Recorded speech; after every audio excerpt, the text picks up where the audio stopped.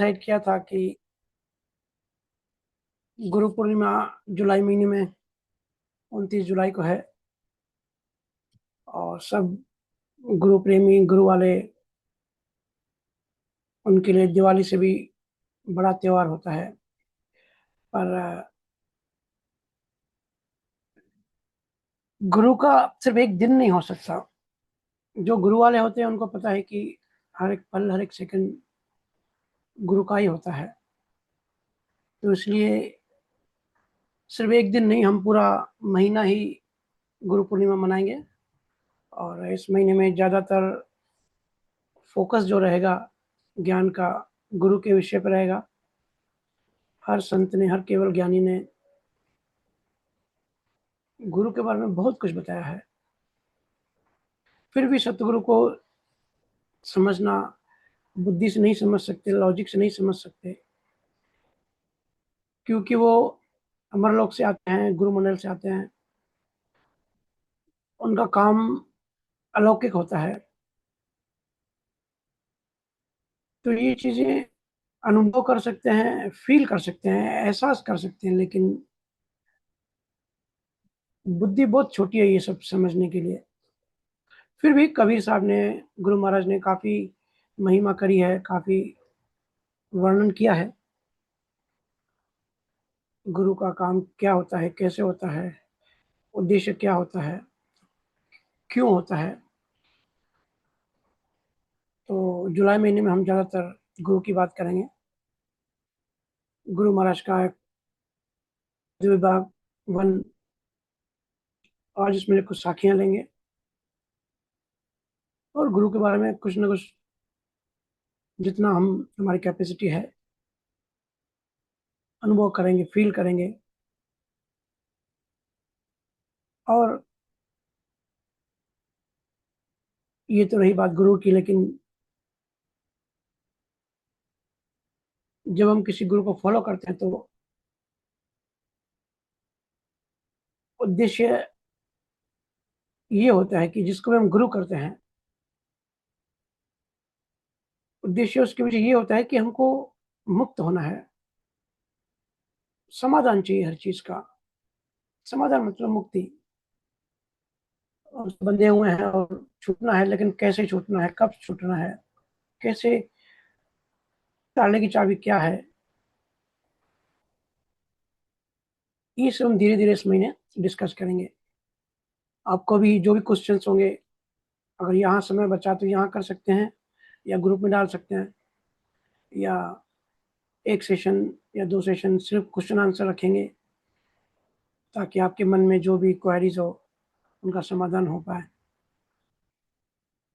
तो गुरु महाराज के पदवन से कुछ साखियां लेते हैं। गुरु महाराज कहते हैं,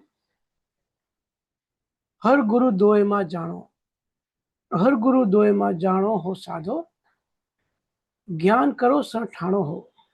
देखिए, गुरु महाराज राजस्थान में हुए, उनकी जो वाणी जी है, जो साखियां हैं, मारवाड़ी भाषा में है, फिर भी बड़ी सरल और सिंपल है, और उसके अंदर जो ज्ञान है बड़ा डीप, बड़ा गहरा है। और जितनी हमारी चेतना बढ़ती है उतना हम कबीर साहब के ज्ञान को, गुरु महाराज के ज्ञान को, किसी भी ज्ञानी के ज्ञान को, उतना हम आत्मसत्य करते हैं। क्योंकि वो जब बोलते हैं वो पहाड़ों की ऊंचाइयों से बोलते हैं, और हम सुनने वाले नीचे हैं, तो कम्युनिकेशन प्रॉपर हो नहीं पाता। तो जितना हम उनकी तरफ ऊपर उठते हैं, उतना उनकी बात को हम ज़्यादा अच्छे से, ज़्यादा गहरे से, वो क्या कहना चाहते हैं, कुछ भी कहने के पीछे उनका भाव क्या है, वो हम अनुभव करते हैं। तो कहते हैं, हर गुरु दोए मा जान हो साधो, ज्ञान करो स ठाणो हो। हर, हर मतलब परमात्मा। हर गुरु दोए मा जानो हो साधो। हर को मतलब परमात्मा को, और गुरु को दो नहीं समझना, उनको अलग अलग नहीं समझना, दोनों एक ही हैं। हम अक्सर कहते हैं कि परमात्मा तो बड़ा विराट है, सुप्रीम गॉड है, एनर्जी है, और गुरु तो हमारे सामने पांच तत्व शरीर वाला है, बड़ा छोटा है। कहाँ निराकार ब्रह्मा, कहाँ ये साकारी 5-6 फुट का शरीर। लेकिन हर संत ने कहा है, गुरु महाराज वही बात कह रहे हैं, हर गुरु दोए मां जानो साधो, ज्ञान करो शरण ठाणो। ज्ञान करो मतलब विचार करो, ध्यान से समझो, दोनों एक ही हैं, दोनों को अलग समझने की गलती मत करना। और कबीर साहब ने भी कहा है ना, गुरु गोविंद दोनों खड़े, काके लागू पाए, बलिहारी गुरु आपने, गोविंद दियो बताए। कि गुरु और परमात्मा दोनों अगर मेरे सामने आके खड़े हो जाएं, तो काके लागू पाए, मैं किसको पैर पड़ूं। फिर कहते हैं, बलिहारी गुरु आपने, पहले मैं गुरु के पांव पड़ूंगा। गोविंद दियो बताए, जिसकी वजह से गोविंद मिला, गुरु की वजह से ही परमात्मा मिलता है, परमात्मा की वजह से गुरु नहीं मिलता। आगे कहते हैं, असंग जुगा में हर गुरु एक ही, न्यारा नहीं बखानो हो। कहते हैं असंग युगों से मतलब इतने सारे युग, सदियां बीत गई, इतना समय बीत गया, ऐसा नहीं है कि अभी आप इनको एक समझो, ये एक हैं और शुरू से हैं। असंग युगों में हर गुरु एक ही, असंग युगों से हर और गुरु एक ही हैं, न्यारा नहीं बखानो हो। उनको अलग मत समझो।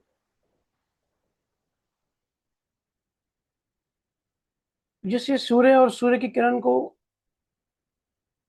गुणात्मक भेद नहीं है, दोनों एक ही हैं। वैसे गुरु महाराज कह रहे हैं कि शुरू से सृष्टि की जब आरंभ हुआ, जब जब से सनातन सत्य है, और सनातन सत्य कब से है? अनंत से, इन्फिनाइट।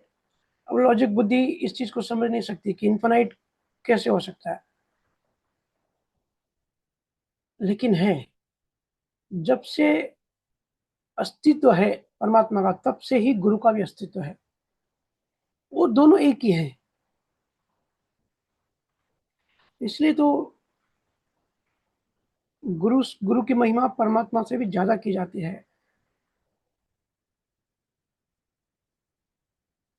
कहते हैं ना, परमात्मा नहीं मिला तो गुरु का आसरा है, गुरु के शरण में जा सकते हैं।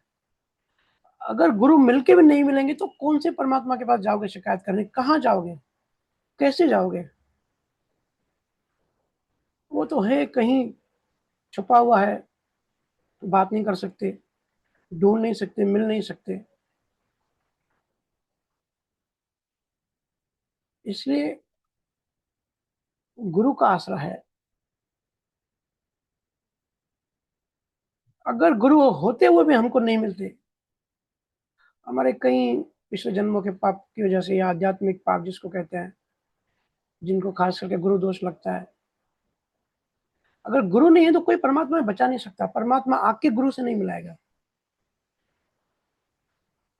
इसलिए गुरु की ऐसा नहीं है कि हमारे हिंदुस्तान में ही ज्ञानियों ने बड़ी महिमा करी है। आप देखोगे तिब्बत में आज भी जिस डायरेक्शन में जिनके गुरु रहते हैं, हमारे यहाँ तो सूर्य को पानी चढ़ाते हैं, लेकिन तिब्बत में और कई धर्म, कई पंथों में जिस डायरेक्शन में उनके गुरु रहते हैं, उस डायरेक्शन में वो पानी चढ़ाते हैं। सालों से उनकी ये प्रथा रही है।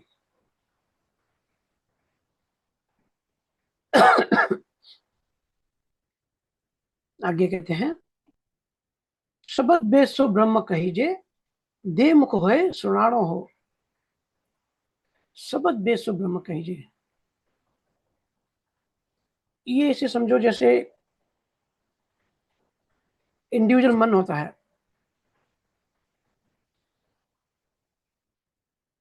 जैसे इंडिविजुअल अहंकार होता है या इंडिविजुअल मन होता है, और एक ब्रह्म मन होता है या यूनिवर्सल कॉन्शियसनेस होती है, बड़ी कंबाइन। लेकिन दोनों एक ही है, ब्रह्म का मन और इंसान का मन दोनों एक ही है। ऐसे ही जो निरक्षर परमात्मा है, जो निज स्वरूप है, जो सत्य स्वरूप है, जो निकेवल्य है, वो और गुरु से जागृत हुआ हमारे भीतर शब्द, निअक्षर, दोनों एक ही हैं। ब्रह्मांड का परे का जो परमात्मा है वो, और जो हमारे अंदर गुरु से शब्द जागृत होता है, वो दोनों एक ही हैं। और ये भेद जो है ये सतगुरु ही हमको सुनाते हैं। ऐसा नहीं है कि परमात्मा आके ये बात बताएगा या और कोई आके बताएगा, ये खुद सतगुरु ही बताते हैं। शब्द बेसो ब्रह्म कहिजे, दे मुख होए सुनानो हो। शब्द जागृत जो अंदर होता है वो, और सत्य स्वरूप परमात्मा, दोनों एक ही हैं। कई बार हमने चर्चा करी है कि कैसे पूरा अस्तित्व बना। आप होनकाल कह लो, ब्रह्मांड कह लो, यूनिवर्सल चेतना, यूनिवर्सल कॉन्शियसनेस कह लो। एक यूनिवर्सल अहंकार है जो पूरी सृष्टि कंबाइंड है, जिससे जिसे सारे जितने भी पेड़ पौधे हैं बाहर से अलग दिखाई देते हैं, लेकिन अंदर में सब जुड़े होते हैं धरती के अंदर से। ऐसे ही सब मनुष्य का मन बाहर से अलग अलग दिखाई पड़ता है, लेकिन अंदर से सब एक है, अंदर सब जुड़े हुए हैं। ब्रह्म चेतना, ब्रह्म मन। तो जैसे ब्रह्मा एक यूनिवर्सल है और एक इंडिविजुअल है, ऐसे ही सत्य स्वरूप परमात्मा भी जो यूनिवर्सल है, तो जो सतगुरु है वो इंडिविजुअल है। इसलिए देहधारी सतगुरु की इतनी महिमा है। एक इंडिविजुअल और एक यूनिवर्सल, और दोनों चेतन है। दोनों से चेतना जागृत होती है। गुण दोनों में सेम है। गुरु संसार से मुक्त करता है, नाम भवसागर से मुक्त करता है। कई पंथों में से चर्चा चलती है कि भाई बाहर के गुरु की क्या जरूरत है, जब गुरु हमारे अंदर ही है। तो भाई बाहर का गुरु ही अंदर से गुरु से मिलाता है। गुरु विवेक जगाता है, गुरु प्रज्ञा जगाता है। बाहर की दिशा जो जो हमारी चेतना बाहर की दिशा में बह रही है, हमारी ऊर्जा, हमारा ध्यान पूरा बाहर बह रहा है, बाहर का गुरु उसको पकड़ के अंदर की तरफ मोड़ देते हैं, और नाम अंदर का जो जगत है उसको पार करा देते हैं।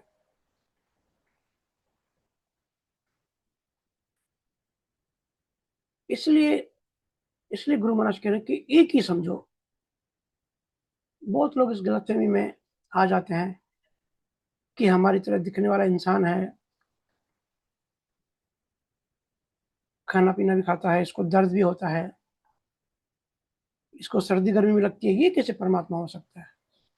अरे भाई, शरीर का तो शारीरिक गुण, तो अगर कोई शरीर में है तो शरीर की जो गुण है वो तो लागू होते ही हैं, लेकिन जो अंदर कंटेन होता है वो बहुमूल्य होता है। और जो ये बात समझ जाते हैं वो फिर गुरु महिमा कहते हैं, देहधारी गुरु की महिमा करते हैं। गुरु नानक देखो ना, इतना कितना पैदल चलते थे। कभी आप उनका नक्शा देखो ना, कभी काउंट करो कि कितने किलोमीटर वो अपनी जिंदगी में पैदल चले। तो उनका मकसद क्या था, उनका पर्पस क्या था? कोई भी नॉर्मल इंसान का ये मकसद नहीं हो सकता है। कोई भी आम इंसान ये नहीं कर सकता है। एक ही उद्देश्य, एक ही मकसद होता है बस, जीवों की मुक्ति। बेचारे बड़े बड़े सूक्ष्म जंजीरों से फंसे हुए हैं, बंधे हुए हैं। इनको मुक्ति का रास्ता, इनको मुक्ति की कुंजी दे दो। और इससे ही पहले के जमाने में और आजकल भी अगर गांव साइड जाएंगे तो देहधारी गुरु के पांव धोने की प्रथा है। जो आज की जो नेक्स्ट जनरेशन, जो आज की पीढ़ी है, वो भी धोते हैं, लेकिन उनको उसके पीछे का लॉजिक नहीं पता। इतना पता है कि भाई ठीक है, गुरु है तो पांव धोने हैं। लेकिन पांव धोने की जो प्रथा थी वो इसलिए थी कि गुरु हमारे लिए इतना दूर से चल के आते हैं। बीज का बीज डालने के लिए, केवल का बीज डालने के लिए गुरु इतनी मेहनत करके अपने शरीर को तपा के चल के आते हैं। इसलिए गुरुओं की सेवा होती है, गुरुओं के पांव धोए जाते हैं। अगर कैलकुलेट करोगे ना, गुरु नानक तिब्बत भी गए थे, पंजाब से वेस्ट बंगाल भी गए थे और फिर सऊदी अरब तक भी गए थे। 4 बार यात्रा करी उन्होंने। कितने किलोमीटर यात्रा करी, कोई आम इंसान ऐसे कर सकता है? आज भी नहीं कर सकता, इतनी फैसिलिटीज़, इतनी टेक्नोलॉजी होने के बाद भी। और बदले में, इस उद्देश्य के बदले में जो असल सतगुरु होते हैं, जो नामधारी होते हैं, उनका एक ही उद्देश्य होता है कि फँसे हुए जुए के अंदर बीज डालना ताकि उनकी यात्रा शुरू हो जाए।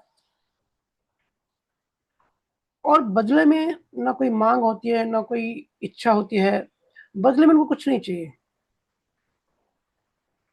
बस मुक्त हो जाए।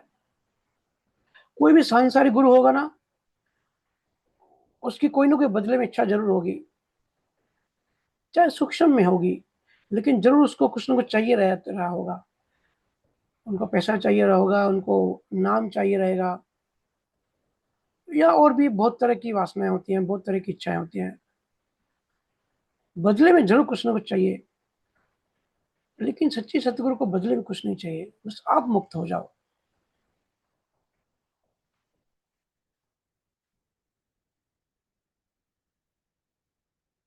और महिमा इसलिए भी है कि आम इंसान परमात्मा के बारे में सोच नहीं सकता, समझ नहीं सकता।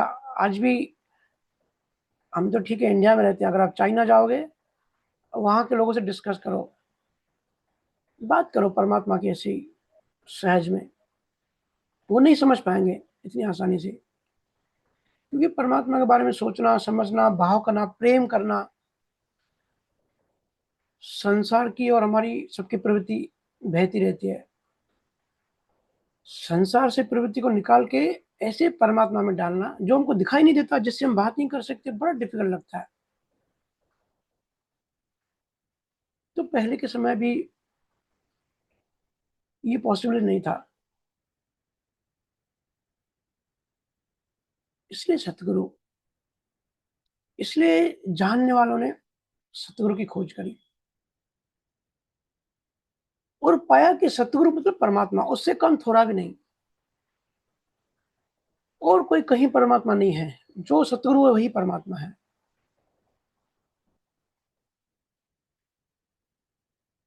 और उनकी ऑरा ऐसी होती है, जैसे हम कई बार चर्चा करते हैं, जिनसे शांति मिले, जिनसे आनंद मिले, जिनसे प्रेम मिले, जिनसे ज्ञान मिले, समझ जाओ वो आपके सतगुरु। चिंता मिटे। मीरा कहती है ना, क्या कहती है? मोहे लागी लगन गुरु चरणों की, भवसागर सब छूट गयो रे, फिक्र नहीं अब तरनों की। अब कोई फिक्र नहीं है, भवसागर से मैं छूट गई, गुरु चरणों की मुझे लगन लग गई। गुरु चरणों की लगन लगने का मतलब यही है कि अब हमारी श्रुति परमात्मा में है, अब हमारा उद्देश्य मोक्ष है। अब हमें कोई संसार नहीं चाहिए, हमको कोई ये धंधे पानी, ये दुकानें सब रखो अपने पास। ये प्रकृति वाली जो मटेरियलिस्टिक चीज़ें ना, इनमें हमारा भी मोह नहीं है और ना ही इंटरेस्ट है, ना ही हमारा ध्यान है। ठीक है, जो कर्मों का हिसाब-किताब है, जो ज़िम्मेदारियाँ हैं, वो ही वहीं तक ठीक है, लेकिन अब हमारा इंटरेस्ट नहीं है। मोहे लागी लगन गुरु चरणों की, मुझे अब गुरु चरणों की लगन लग गई है, मतलब प्रकृति या संसार नहीं चाहिए।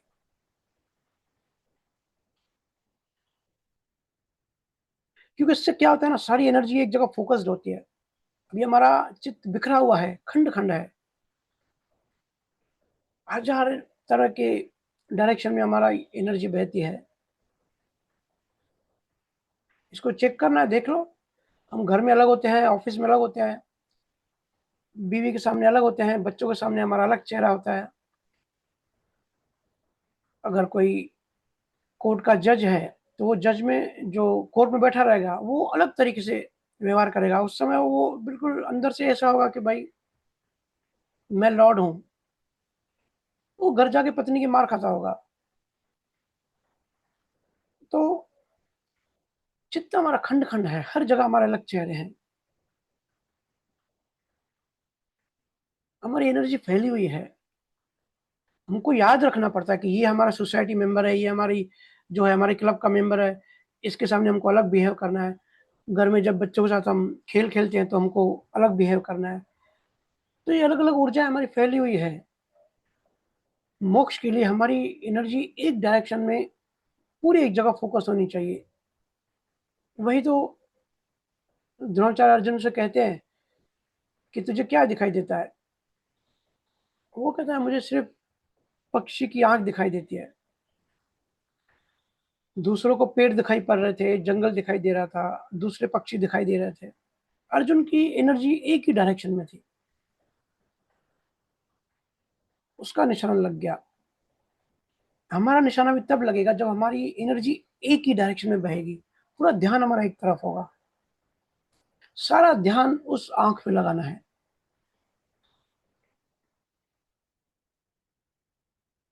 क्योंकि अभी तो ख़ास करके इस समय प्रेज़ेंट मोमेंट में, प्रेज़ेंट टाइम में हम सबकी एनर्जी रिप्रेस्ड है, दबी हुई है। तो आप चाह के भी अपने चित्त को अखंड नहीं कर सकते हो। कुछ न कुछ अंदर में आता ही रहेगा, चलता ही रहेगा। क्योंकि जो दबी हुई एनर्जी है, जो पूरा दिन हम दबाते रहते हैं, एक्सप्रेस नहीं कर पाते या निकाल नहीं सकते या डिलीट नहीं कर सकते, तो वो कहीं न कहीं से बाहर निकलने के लिए अंदर फुदकती रहती है, डोर को बार-बार नॉक करती है। इसके लिए भजन सुमरन की भी इतनी वैल्यू है। भजन सुमरन क्या करता है, सारी एनर्जी को फोड़ देता है।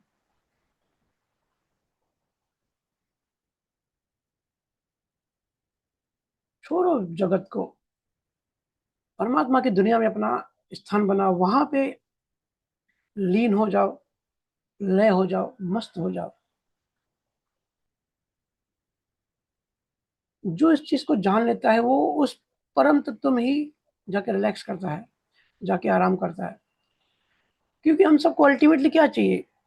शांति, सुकून चाहिए। लेकिन किसी को भी देखो सैटिस्फाइड नहीं है, कोई भी संतुष्ट नहीं मिलेगा। क्योंकि संसार में सैटिस्फैक्शन मिल ही नहीं सकता। हम जो भी ढूँढते हैं ना, जो भी करते हैं, जो भी एक्टिविटी आप इसमें सब ऑल आ गया। अल्टीमेटली सबकॉन्शियसली हमारा गोल ये होता है, उद्देश्य ये होता है कि हमको शांति मिले, सुकून मिले, सैटिस्फैक्शन मिले। लेकिन कहीं मिल ही नहीं सकता क्योंकि गुण ही नहीं है, प्रकृति में सब गुण ही नहीं है। इसके लिए हम कोलू के बैल की तरह बस भागते रहते हैं। परम तत्व में लीन होना, रिलैक्स करना बड़ी और बात है।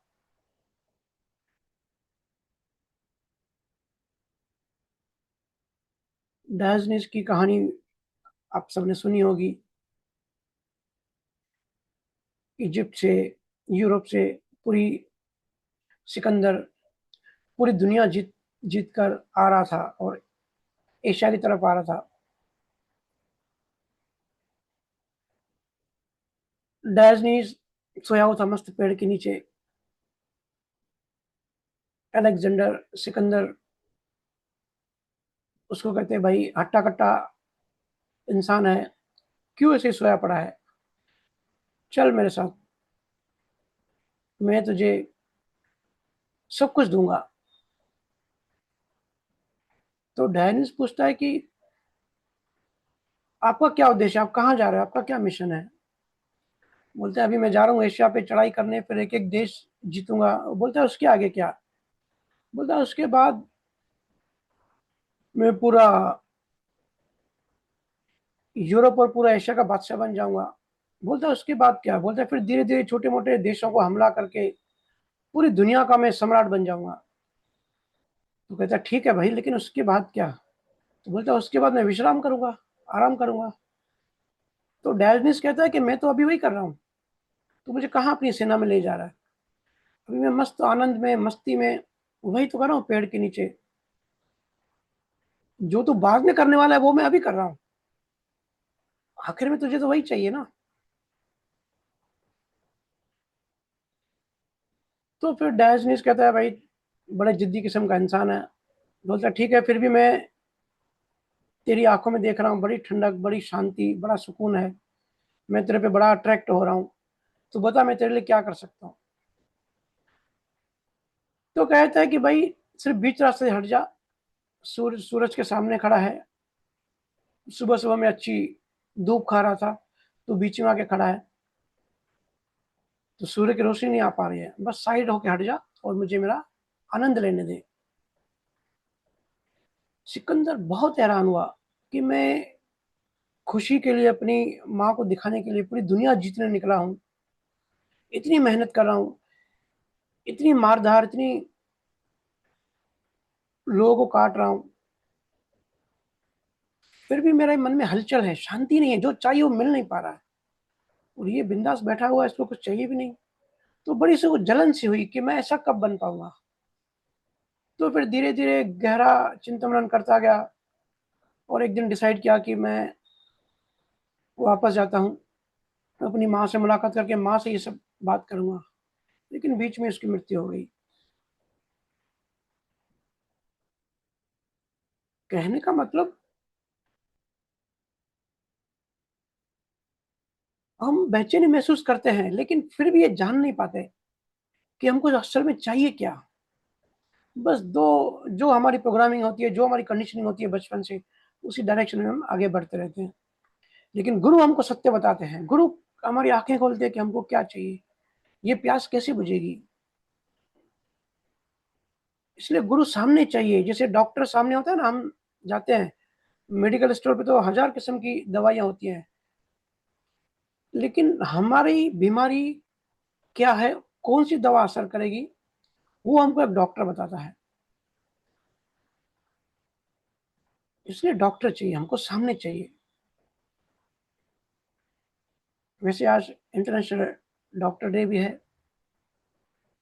पता नहीं ये डे कैसे बनते जाते हैं, किसी का भी एक दिन तो होता नहीं है, ऐसे ही बस बनाने के लिए, फॉर्मेलिटीज के लिए बनाते जाते हैं। इनकी कोई खास वैल्यू या इम्पोर्टेंस तो होती नहीं है। जैसे वैलेंटाइन डे, सबसे बड़ी बेवकूफ़ी लगती है। एक दिन प्यार का होता है सिर्फ, वो तो 100% फिर नकली प्यार है, उसमें से उलझना ही मत। गुरु चाहिए, सामने चाहिए, साथ चाहिए। कबीर साहब, संत दास, सुखराम जी महाराज, ये सब ने पीछे से 9-9 साल उनका शब्द चला, बारीकी से उन्होंने अपनी अनुभूति बताई, और ये पहले से ही अपने साथ सत्ता लाए थे, फिर भी इन्होंने गुरु बनाया। जैसे कबीर साहब के गुरु थे रामानंद, ताकि ये गुरु शिष्य परंपरा चलती रहे। क्योंकि कलयुग जैसे जैसे जवान होगा, आगे बढ़ता जाएगा और भारी होते जाएगा, और ज्ञान से दूर करता जाएगा, गुरु से दूर करता जाएगा। लेकिन ये प्रथा चलती रहे, इसलिए उन्होंने एग्जाम्पल सेट किया। और ये बड़ा ये रेयर फेनोमेना होता है। देखो, केवल ज्ञानी तो बहुत सारे होते हैं, लेकिन हर केवल ज्ञानी को ज्ञान बताने का संजोग नहीं मिलता, वो अपना मोक्ष पे चले जाते हैं। लेकिन करोड़ों केवल ज्ञानियों में कुछ केवल ज्ञानी सतगुरु बनते हैं। सतगुरु का मतलब जो दूसरे के अंदर भी दिया जला सके। तो बड़ा रेयर, बड़ा कम होता है। पहले तो मोक्ष मिलना ही बड़ा रेयर होता है, और कलयुग में तो और भी रेयर है।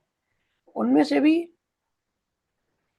सतगुरु का प्रेजेंट होना कलयुग में बड़ा रेयर फिनोमेना है। और इतना सारा पाखंड जब हो, इतने सारे सो कॉल्ड गुरु हमारे आसपास किसी न किसी उद्देश्य से, किसी न किसी मांग से आके बैठ जाते हैं, तो सत्य ढूंढना बड़ा कठिन है। 100 तरह की जंजीरें हैं, 100 तरह की मान्यताएं, 100 तरह की जालें हैं।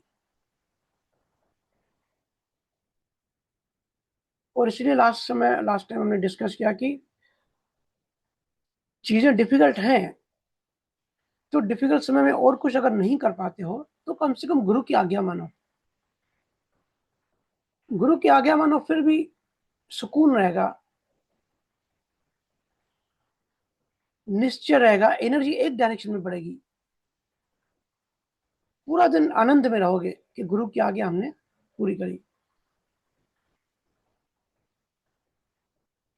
क्योंकि गुरु तो आज्ञा क्या देंगे? भजन सुमिरन करो, चिंतन मनन करो, खुद को जानो, रिसर्च करो, जितना हो सके विषय वासनाओं से, लोभ लालच से, मोह अहंकार से दूर रहो।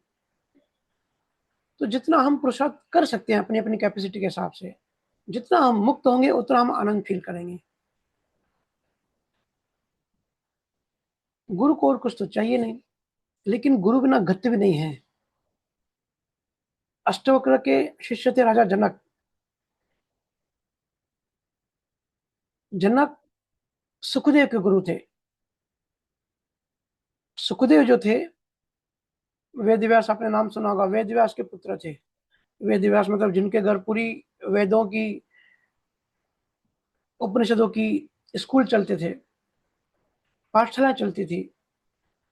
लेकिन सुखदेव जब स्वर्ग में गए, कहानी कहती है कि इतना ज्ञान बताने के बाद भी जब वो स्वर्ग में गए तो उनको एंट्री नहीं मिली। बोले तू निगुर आया है, वापस जा, गुरु करके आ। फिर उसने गुरु, राजा जनक को गुरु बनाया। कहने का मतलब गुरु बिना कुछ भी नहीं है संसार में। और गुरु वही जो शब्द जागृत करे।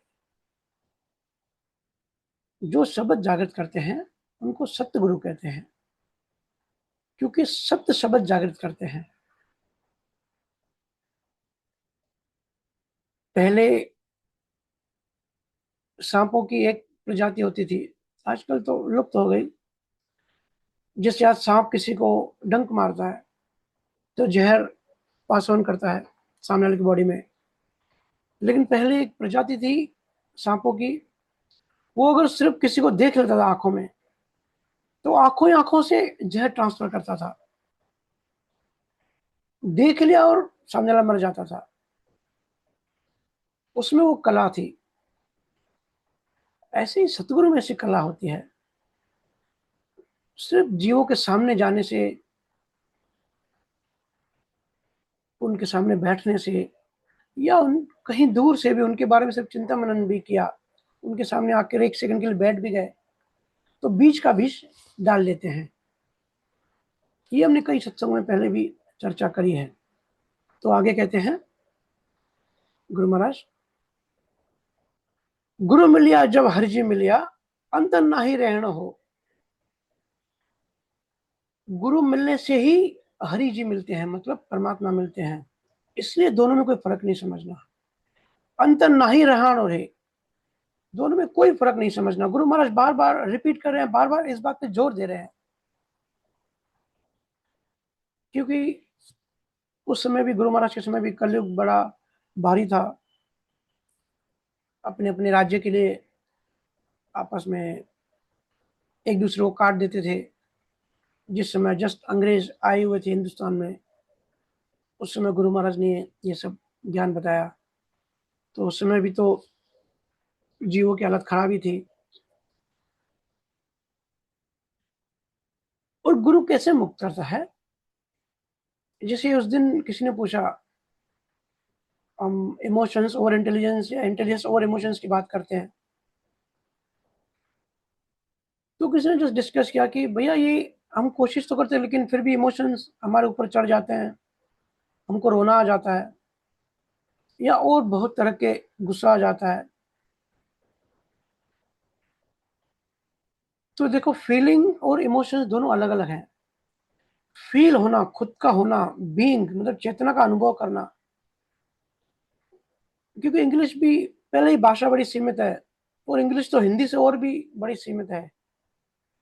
तो मोटा मोटी डिफरेंस ये समझो कि जो फीलिंग्स है वो बीइंग का होना, जब किसी की चेतना बढ़ जाती है तो अपनी चेतना को फील करता है, जिसको हम इमोशंस कहते हैं, वो अलग है।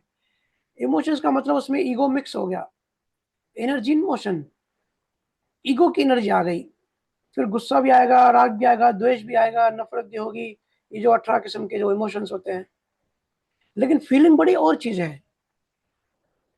उसने कहा कि गुरु के लिए बड़े इमोशंस आते हैं, तो इमोशंस नहीं, गुरु के लिए फीलिंग आती है। जैसे हम कहते हैं ना कि आई फील फॉर यू, मैं लव फील करता हूँ। तो शुद्ध लव, अनकंडीशनल लव फील होना अलग बात है। और ईगो वाला जो इमोशंस होता है, जो पॉसेसिवनेस होता है, वो बड़ी अलग बात होती है। कभी डिटेल में इस पे डिस्कस करेंगे। कैसे अनरिज़ॉल्व्ड इश्यूज़ हमारे मन को पकड़ते हैं, हमारे बार-बार उसी लूप में हम फँस जाते हैं। कैसे इमोशन हमारे ऊपर हावी हो जाते हैं। क्योंकि अभी सतगुरु का सब्जेक्ट चल रहा है तो इसको लेंगे डिटेल में, लेकिन और कहीं लेंगे, और कभी लेंगे। पर हमारा मन भी बड़ा विषैला, बड़ा कहते हैं ना कि डेढ़ शाना है। हम कितना भी भक्ति कर लेते हैं, सतगुरु प्रेम करते हैं, सत्संग भी सुनते हैं, सब कुछ करते हैं, लेकिन मन अपना रास्ता ढूँढ ही लेता है। सूक्ष्म तरीकों से हमारे ऊपर आ जाता है। खैर इस बारे में डिस्कस करेंगे। काफ़ी मुझे आज रिक्वेस्ट करी किसी ने, लेकिन पर्सनल डिस्कस कर लूँगा। लेकिन ये जो भी दुःख दर्द है, ये जो भी सांसारिक चीज़ें हैं, सांसारिक चीज़ें हमारी जो है, वो गुरु से मिलने से ठीक हो जाएगी, हमारा धंधा बढ़ जाएगा, हमारा पैसा बढ़ जाएगा। तो ये गुरु से आप भले उम्मीद करना, लेकिन सतगुरु से ऐसी उम्मीद मत करना। सतगुरु का उद्देश्य बड़ा और है। सतगुरु आपको असली संपदा देना चाहते हैं, असली माल देना चाहते हैं। क्यों आप नकली चीज़ों में उलझते हो? जितना जल्दी हो सके इनसे बाहर निकल आओ। तो आगे गुरु महाराज कहते हैं, गुरु पूजा ज्या हर को पूजा, न्यारा नहीं रहना हो। गुरु पूजा ज्या हर को पूजा। ये बड़ी इंपॉर्टेंट पॉइंट है। आपने अगर सतगुरु को पूजा, मतलब आपने परमात्मा की पूजा करी। न्यारा नहीं रहना हो, और कुछ भी करने की जरूरत नहीं है। हमारे इंडिया में देखो लोग क्या-क्या करते हैं। कितने सारे क्रियाकांड करते हैं। पूजा पाठ के नाम से क्या-क्या पाखंड होता है, क्या-क्या बेवकूफियां होती है। ना कोई साइंस होता है, ना कोई लॉजिक होता है। सिर्फ मान्यता, प्रथाएं, अंधविश्वास। गुरु महाराज कहते हैं कुछ भी करने की जरूरत नहीं है। एक सदे, सब सदे। उस एक को पकड़ना है बस। गुरु महाराज ने जगह-जगह पे सती का भी एग्जाम्पल दिया है कि सती सती जो थी, उसका जो प्रेम था, सिर्फ अपने पति के लिए था। इसलिए उसको सती कहते हैं, जिसने सत्य को पकड़ा, सिर्फ एक को पकड़ा। ऐसे ही जो भी दिनवार होते हैं या हमारे रिचुअल्स होते हैं, पाखंड होते हैं, अंधविश्वास होते हैं, ये सब करने की कोई ज़रूरत नहीं है। सिर्फ़ सतगुरु भक्ति हो, मतलब सतगुरु ने जो आज्ञा दी है कि हम कैसे मुक्त हो सकते हैं, सिर्फ़ हमको वो करना है, और कुछ करने की ज़रूरत नहीं है।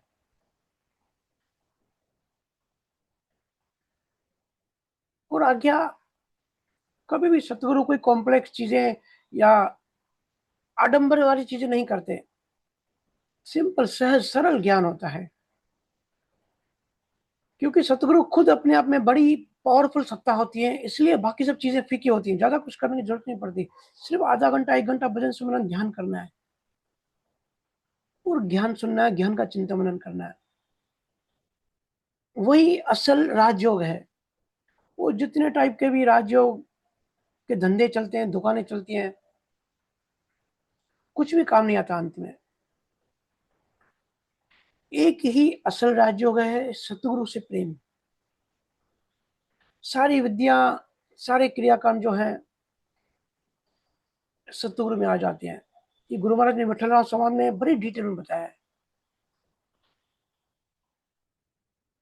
सब कुछ गुरु ही है। हमारी होली, हमारी दिवाली, हमारी दशहरा, ये सारे पूजा पाठ, हमारा मंदिर,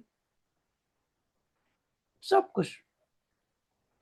दिवाली भी तू, होली भी तो, हर चीज़ तू, और कुछ भी करने की ज़रूरत नहीं है।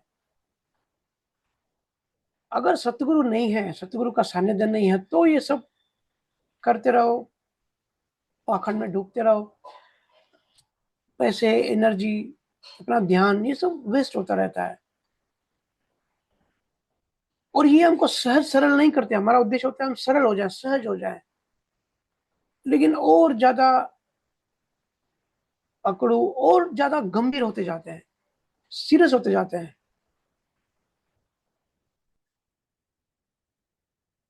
क्योंकि सतगुरु के अंदर वचन बल होता है, चरित्र बल होता है। ऐसा नहीं कि वो ज्ञान सिर्फ़ दूसरों को देने के लिए होता है। सतगुरु जो कहता है, पहले वो खुद उस ज्ञान पे खड़ा होता है और वचन बल होता है। ऐसे तो अभी भी देखो, ये तो गुरु महाराज की साखियाँ हैं, लेकिन अभी भी देखो कितना सारा ज्ञान फ्लो करता रहता है। हर समय 24 घंटे इंस्टाग्राम खोलो, फेसबुक खोलो, कुछ ना कुछ इन्फॉर्मेशन आती रहती है। ज्ञान की कोई कमी नहीं है, कमी है सत्व गुण की। गुरु का गुरु का ज्ञान मतलब लाइव गुरु का, सत्ताधारी सतगुरु का ज्ञान सुनने से सिर्फ़ इन्फॉर्मेशन, सिर्फ़ ज्ञान अंदर नहीं जाता, सत्व भी अंदर जाता है, गुण अंदर जाता है, जिससे हमारे अंदर की आँखें खुलती हैं, आगे बढ़ने की प्रेरणा मिलती है, विवेक जगता है, प्रज्ञा जगती है, प्यास जगती है। जब भी कुछ हम जब भी हमारा मन कुछ बुरा करने के लिए बोलता है ना, अंदर से ये प्रज्ञा, अंदर से ये गुरु की आवाज़ हमें रोकती है। क्योंकि शब्द तो अंदर है ना गुरु का, शब्द मतलब वो गुरु ही हमारे अंदर है और इस शब्द में ही स्थिर होना है। श्रुति को नियक्षर में, शब्द में स्थिर कर देना है। जैसे ही स्थिर हुई, फिर बाहर कोई क्रियाकांड करने की ना ज़रूरत पड़ेगी, ना किसी से भय लगेगा, ना ही किसी और चीज़ को पकड़ने की इच्छा होगी। सहज ही उनसे आप मतलब भेद ज्ञान मतलब समझ में आ जाएगा कि इनसे कुछ मिलने वाला है नहीं। करो भले बाद में भी, लेकिन अंदर से कनेक्टेड नहीं रहोगे, अंदर में ना कोई भय होगा, ना कोई श्रद्धा होगी। ठीक है, एक एक मज़े के लिए, एक टाइम पास के लिए, एक सेलिब्रेशन घर में करने के लिए कर लिया। लेकिन पकड़ना जो श्रद्धा है, जो प्रेम है, जो हमारी ऊर्जा है, उस एक पे लगाना है। उसके कंपैरिज़न में उसके सामने और कुछ है ही नहीं जिस जहाँ हम हमारा प्रेम दे सकें। उससे कम कुछ भी नहीं। कबीर साहब कहते हैं ना, दूल्हा-दुल्हन मिल गए, फीकी पड़ी बारात। अब तो दूल्हा-दुल्हन मिल गए, अब सब फीका है, अब उसके सामने कुछ भी नहीं है।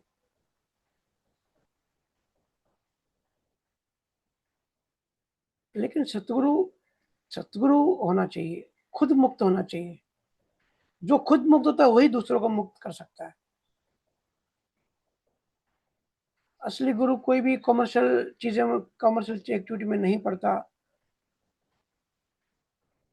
ना किसी की ना किसी राग-द्वेष में पड़ता है, क्योंकि वो किसी पक्ष में होता ही नहीं है, वो न्यूट्रल होता है अंदर से, बाकी सब लीला होती है। ऐसा नहीं है, सतगुरु भी संसार में होता है तो उसकी भी छोटी-मोटी इच्छाएँ हो सकती हैं, लेकिन उस इच्छाओं में अहंकार नहीं होता, उस इच्छाओं में वो जुड़ा हुआ नहीं होता। और क्योंकि वचन बल है, इसलिए सतगुरु का जो ज्ञान है, जो सत्संग है, वो सिर्फ़ बुद्धि में नहीं आता, अनुभव में आएगा। एक अलग दुनिया महसूस होती है। वो चीज़ बुद्धि से ना समझ सकते हैं, ना बुद्धि से बता सकते हैं।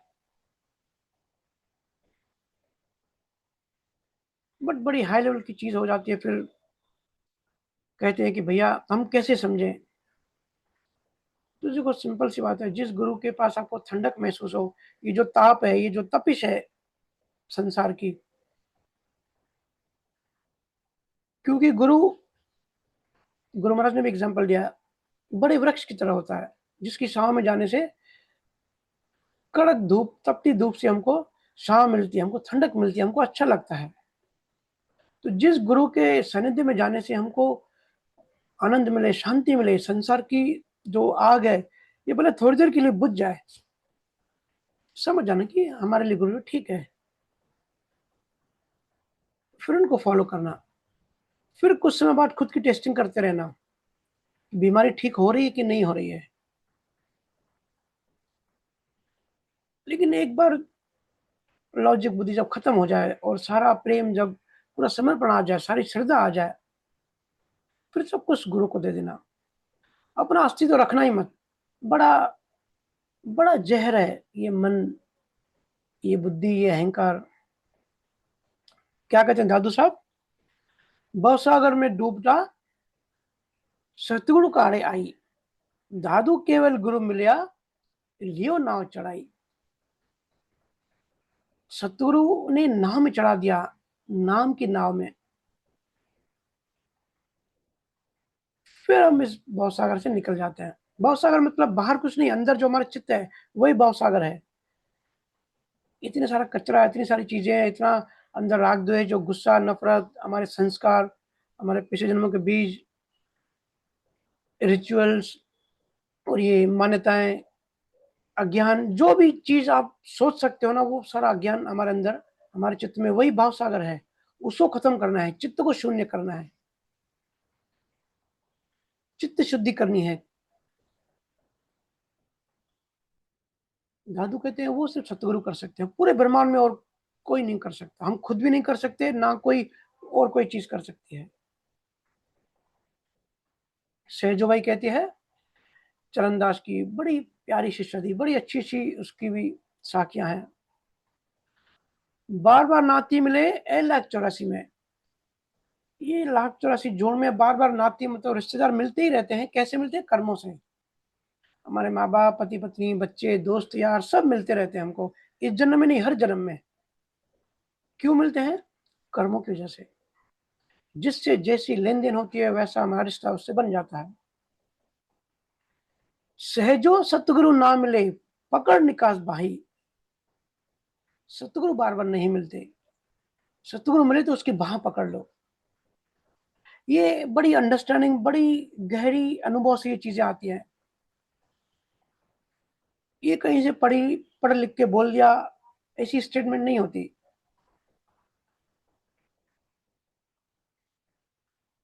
आजकल की जो न्यू जनरेशन है, जो जेनजी है, बड़े ये सब शब्द यूज करते हैं। इससे वाइब्स आ रही है, इससे अच्छी वाइब्रेशन आ रही है। हालांकि मतलब डिटेल में उनको भी नहीं पता होता, लेकिन एक फैशन सा बन गया है। यार, ये बंदे से बड़ी अच्छी वाइब्स आ रही हैं, इसकी ऑरा बड़ी अच्छी है। मुझे बड़ी हंसी आती है, मैं अक्सर बच्चों से बातें करता रहता हूँ, तो ये सब वर्ड्स मुझे सुनने में आते हैं, तो हंसी भी आती है कि कितने बेचारे मासूम हैं। ऑरा क्या है, वाइब क्या है, इनको पता भी नहीं, लेकिन ठीक है, ट्रेंड में चल रहा है तो चल रहा है। भेड़ चाल में सब यूज कर रहे हैं तो हम भी करते हैं। तो कई बार पूछते हैं कि ये ऑरा कैसे बनती है? अरे भाई, सतगुरु से प्रेम करने से, सतगुरु में भाव करने से ऑरा बनती है। वैसा ऑरा नहीं जिसको आप इंस्टाग्राम पे यूज करते हो। असली ऑरा, असली वाइब्स।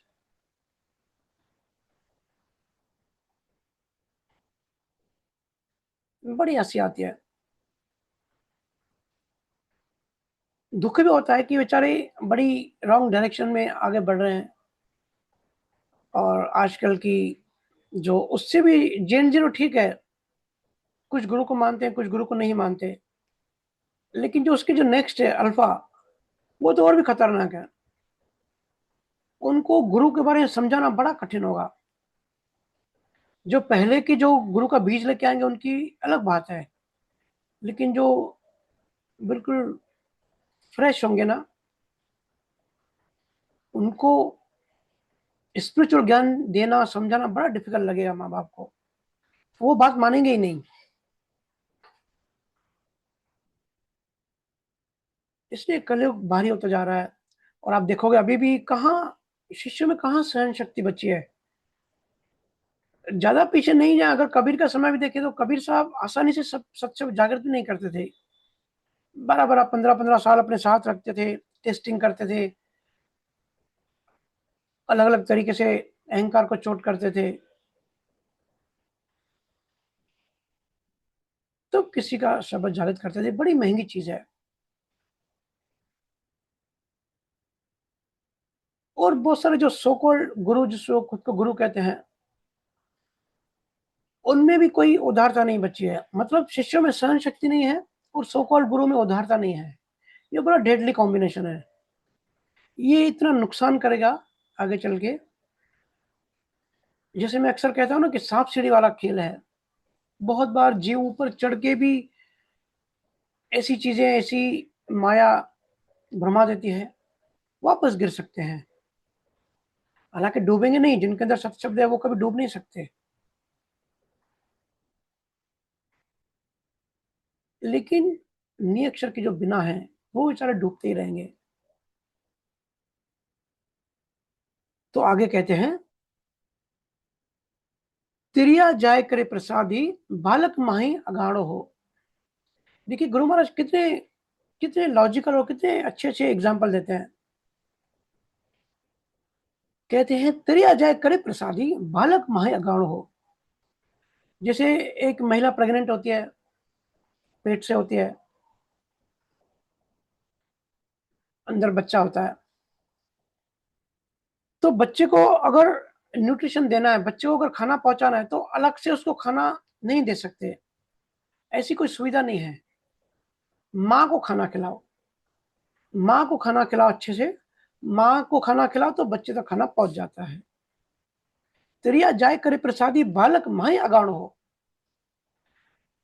ऐसे ही अगर परमात्मा को पाना है या परमात्मा तक अपने भाव पहुँचाने हैं, परमात्मा से कम्युनिकेशन करना है, परमात्मा को प्रेम करना है, तो सतगुरु के अंदर परमात्मा है।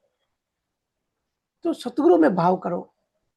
उसके अंदर भाव है, उसके अंदर परमात्मा है, तो आपका भाव परमात्मा तक पहुँचेगा।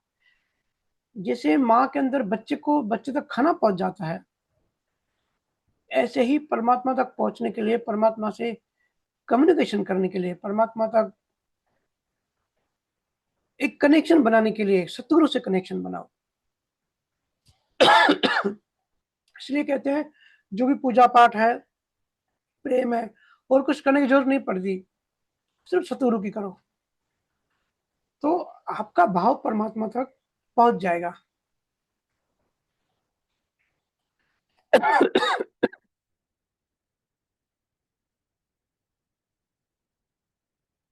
जैसे बच्चा पैदा होता है, 100% समर्पण करता है अपनी माँ के प्रति, वो तो प्राकृतिक होता है, नेचुरल होता है।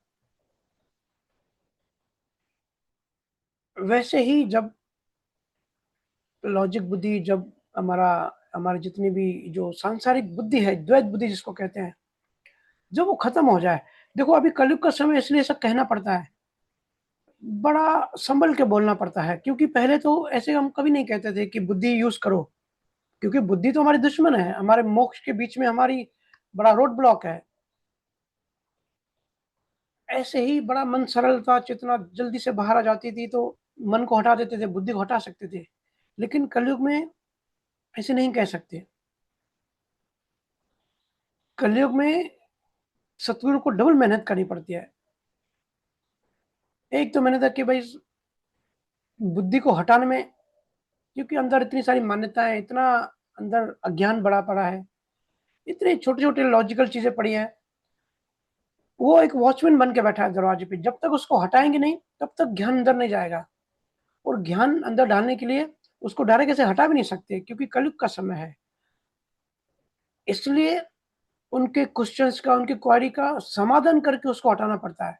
वो जो एनर्जी बुद्धि में लग रही थी, एक बार बुद्धि हट जाती है, वही फिर प्रेम में कन्वर्ट हो जाती है। फिर वही प्रेम, वही श्रद्धा, वही जो समर्पण है, वो सतगुरु पे पूरी आ जाती है। और जिसको हम समर्पण करते हैं, जिसको प्रेम करते हैं, उसका गुण हमारे अंदर आ जाता है। तो ये भी एक प्रोसेस है, लेकिन ये कलयुग में लंबा प्रोसेस है।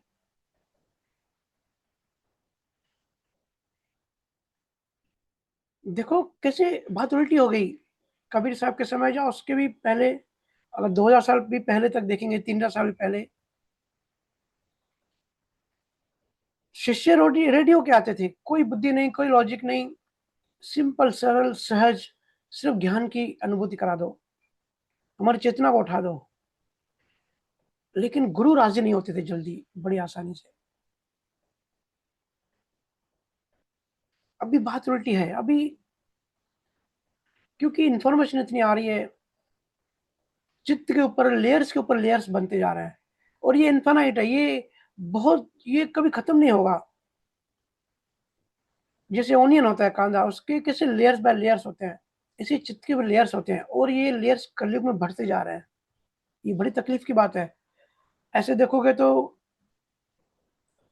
बोलेंगे कि अभी लाइफ बड़ी ईज़ी हो गई है, बड़ी आसान हो गई है, साइंस एंड टेक्नोलॉजी है, एक बटन दबाओ तो घर में सब सामान आ जाता है, सब रेडिली अवेलेबल है। वो मानता हूँ, वो सब है और आगे चल के तो और भी सब काम रोबोट करेंगे। आप तो सिर्फ़ सुबह पलंग से उठोगे, पलंग से नीचे उतरने की ज़रूरत नहीं पड़ेगी। बस मोबाइल में बटन दबाओ, ओटीपी डालो, पासवर्ड डालो, बस उतना ही। हर चीज़ अपने आप रोबोट्स करेंगे, मशीन्स करेंगी और भी ईज़ी चीज़ें हो जाएँगी, लेकिन वही चीज़ फिर आपको खानी आएँगी। मानसिक तरह से 75% लोग मेंटल बीमारी के शिकार होंगे। आज ये सब देख के सतगुरु रेडी होता है, लेकिन इतनी सारी इन्फॉर्मेशन अंदर है, लॉजिक बड़ा हो जाता है, चित्त बड़ा हो जाता है, मन बड़ा हो जाता है।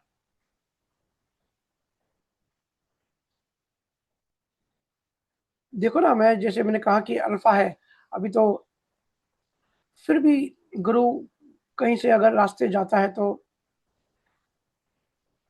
इतनी श्रद्धा तो हर किसी को बेसिक इंडिया में खासकर ज़रूर होती है कि जाके पैर पड़ता है। भले ना जान ना पहचान है, कुछ पता नहीं है, लेकिन फिर भी ठीक है, गुरु जैसे कपड़े पहने हैं, कुछ तो ज्ञान होगा, हमसे थोड़ा सीनियर होगा, जाके पैर में झुक जाते हैं। लेकिन जब अल्फ़ा आएगी, अल्फ़ा के बाद देखेंगे जो जनरेशन आएगी, तो गुरु को मानेगी ही नहीं जल्दी।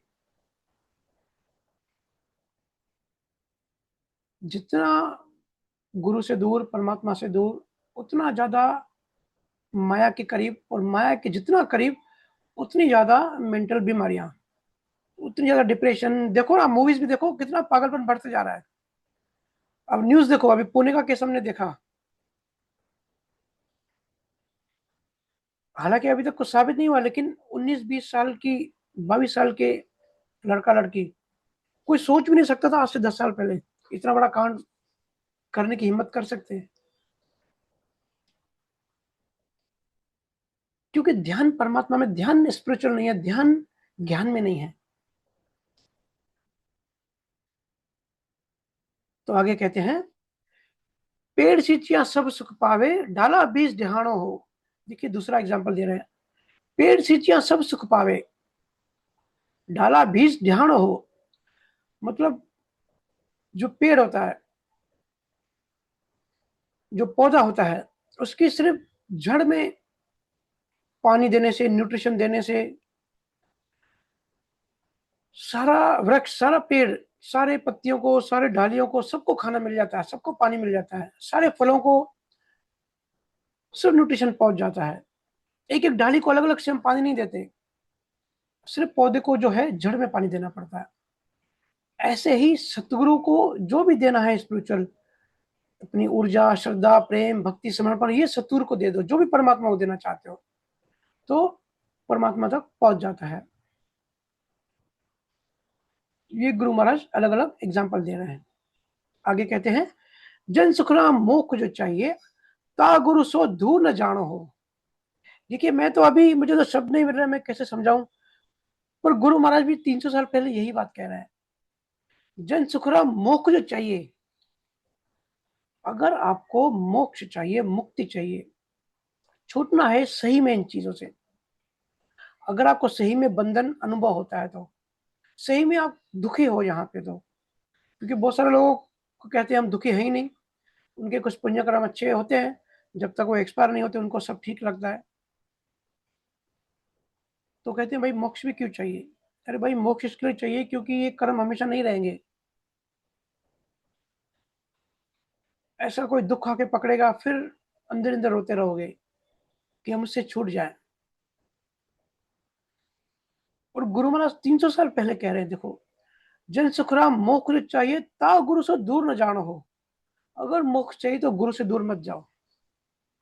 ये आजकल के, ये गुरु महाराज उस समय नहीं है, अभी भी आजकल के जेन ज़ीस को कह रहे हैं, वो जो अल्फ़ा साल 2 साल बाद जो सब सत्संग सुनेगी, उनको कह रहे हैं कि भाई अगर आपको मुक्त होना है तो गुरु से दूर मत जाओ।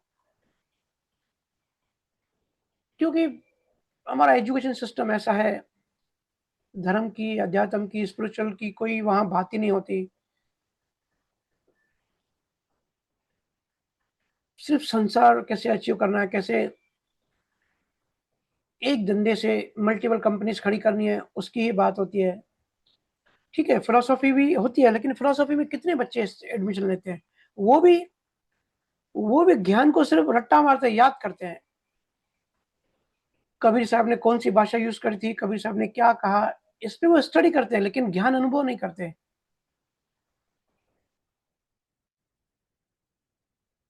इसलिए गुरु महाराज कहते हैं कि गुरु गुरु से दूर मत जाओ, बड़ा नुकसान होगा। गुरु को तो कुछ फ़र्क नहीं पड़ेगा, गुरु को सिर्फ़ दुःख होता है, पीड़ा होती है, करुणावश गुरु को रोना आता है। लेकिन जीवात्मा को बहुत भटकना है। 4 दिन का मज़ा, 84 लाख की सज़ा, इतना भटकना पड़ता है। और एक जगह गुरु महाराज कहते हैं, सतगुरु सा कोई शेर न देखा, सतगुरु सा कोई शेर न देखा, ना कोई इण सम धाता बे। 3 लोग फिर सब हम देखा, गुरु बिन दो जग जाता बे। आज मुंबई में काफ़ी हेवी बारिश पड़ रही है, कल से पड़ रही है, पूरी रात से है, तो बार-बार लाइट बंद हो रही है। तो अगर कुछ डिस्टर्ब हो तो आप बताना मुझे। तो कहते हैं, सतगुरु सा कोई शेर न देखा, सतगुरु सा कोई शेर न देखा, ना कोई इण सम धाता बे। कि सतगुरु जैसा हमारा वेल विशर, सतगुरु जैसा हमारा सच्चा दोस्त, जो हमारा भला चाहता है, कोई शेर न देखा, मतलब हमारा जो अच्छा चाहता है, हमारा भला चाहता है, ऐसा हमने आज तक कोई नहीं देखा। ना कोई इण सम धाता बे, इनके समय इनके समान सतगुरु जैसा कोई देने वाला भी नहीं है, कोई दाता भी नहीं है। 3 लोक फिर सब हम देखा,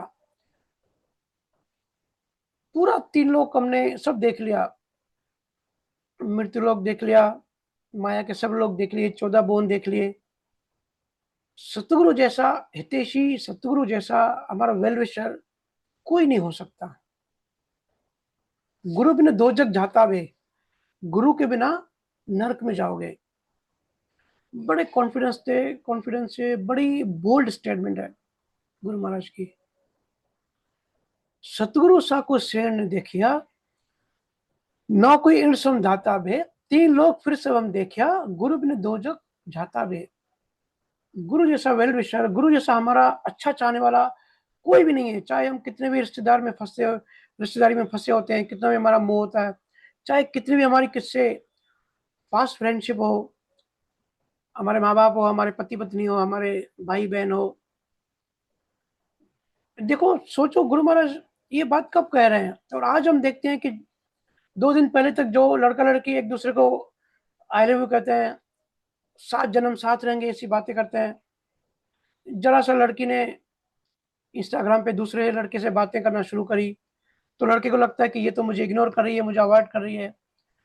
फिर वो नफ़रत में बदल जाती है। वो जिसको प्यार कहते हैं, वो नफ़रत करते हैं एक-दूसरे से। एक-दूसरे के जान के दुश्मन बन जाते हैं। तो ये हितैषी कैसे हुआ? ये हमारा कैसे भला करने, ये किस तरह का प्यार हुआ? ये प्यार है कंडीशनल, ये इसमें कंडीशन है, इसमें शर्त है। भाई तू मुझे क्या प्यार करेगी तो ही मैं तुझे प्यार करूँगा। अगर तू प्यार नहीं करेगी तो मैं नफ़रत करूँगा। ये तो शर्त हो गई, ये कंडीशन हो गई। सतगुरु की ऐसी कोई कंडीशन नहीं होती। सतगुरु इसलिए सच्चे हितैषी हैं, वो तीनों लोकों में, सिर्फ़ पृथ्वी पे नहीं। इसलिए जितने भी बंधन हैं, स्थूल बंधन, मोटे बंधन, सूक्ष्म बंधन, जीने बंधन जिसको दादू साहब कहते हैं, ये सब सिर्फ़ सतगुरु काटते हैं। मोटे बंधन गुरु भक्ति से काट, गुरु से नाता जोड़ लो, जीनी बंधन, जीनी बंधन चित्त के, काटे नाम प्रताप। बड़ी ये प्यारी साखी है दादू साहब की। कि जो जीना बंधन मतलब जो सूक्ष्म बंधन होता है, वो नाम काटता है, और जो स्थूल बंधन है, वो हमारे जो शत्रु होते हैं, हमारे जो साथ होते हैं, जिनके हम सानिध्य में स्पिरिचुअल ग्रो करते हैं, वो हमारे मोटे बंधन ऊपर-ऊपर से काट देता है।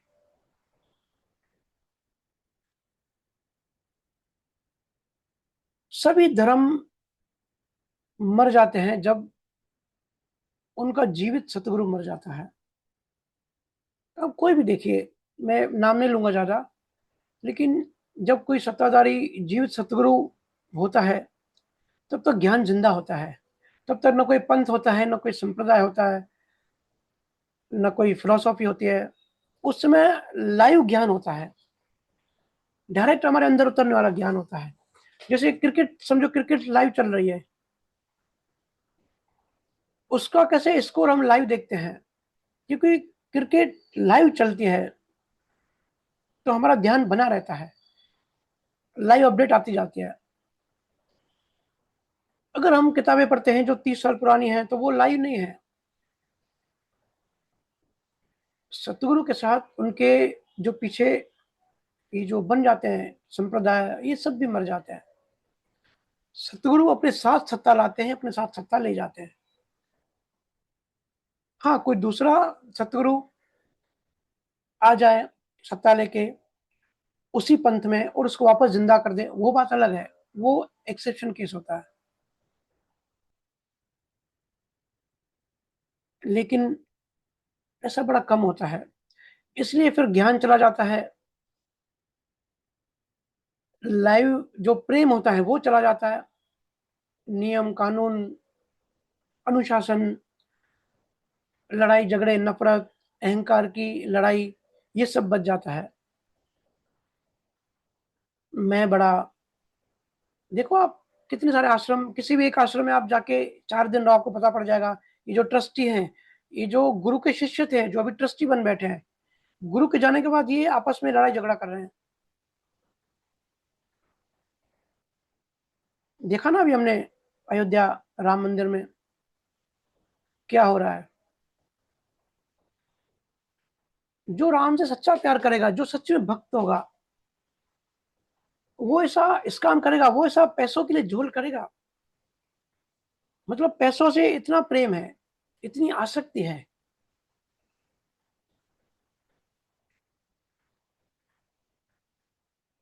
तो ये सब चीज़ें हमें समझनी है।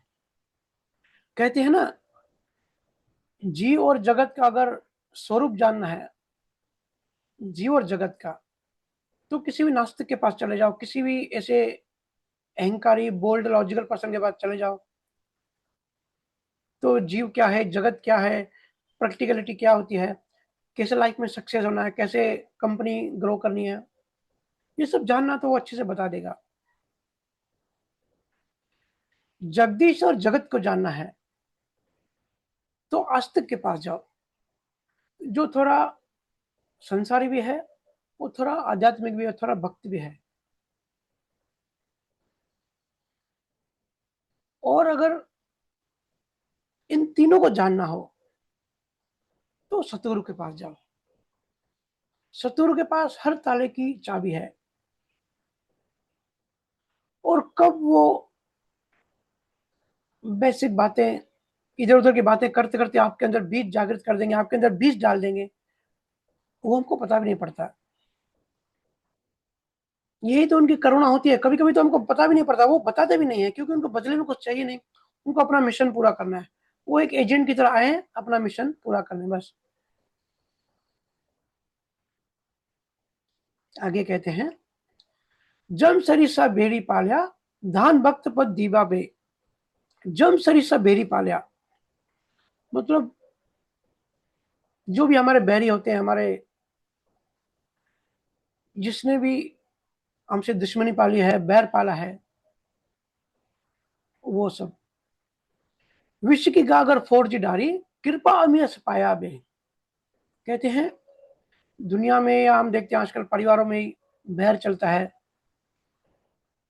लोग हमको दुःख देने की कोशिश करते हैं, हमारे बैरी हैं, कैसे भी किसी न किसी तरह से दुश्मनी निकालते हैं या हमारा अपमान करते हैं, हमको नीचे गिराने की फिराक में लगे रहते हैं, इन सबको गुरु ने रोक के रखा है।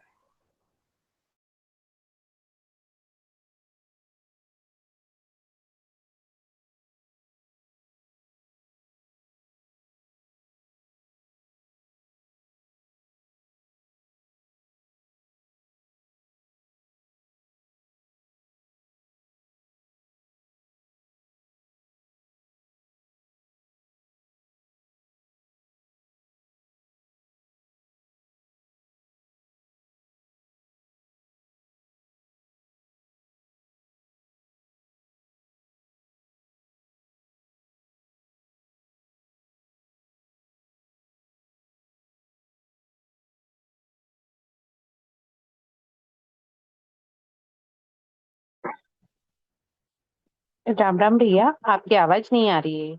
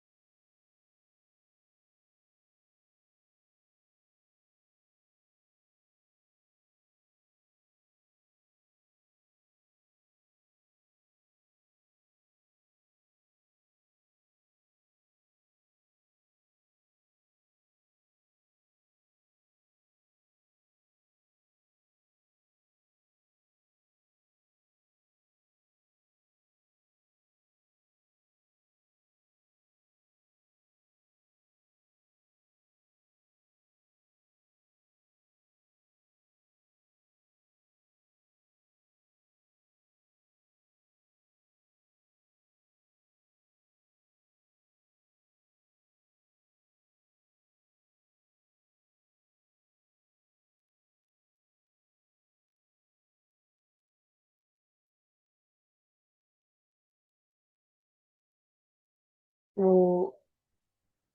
लाइट बार-बार बंद हो रही है ना, इसलिए थोड़ा डिस्टर्बेंस आ गया था। तो कहते हैं कि आस-पास हमारे सब दुश्मन भरे पड़े हैं। हमको सब नीचा दिखाने की, हमको दुःख देने की कोशिश में लगे रहते हैं। हर समय हमको हर्ट करने में लगे रहते हैं। हमको संसार की उलझनों में, संसार के झंझटों में फँसाने के लिए हमेशा रेडी रहते हैं। लेकिन गुरु ने भक्ति दान दी और विषय वासनाओं की, जितनी भी हमारे अंदर विषय वासनाएँ हैं, उनके जो बीज हैं, वो जो एनर्जी है, वो घाघर पूरी फोड़ डाली। इतनी सतगुरु की करुणा है।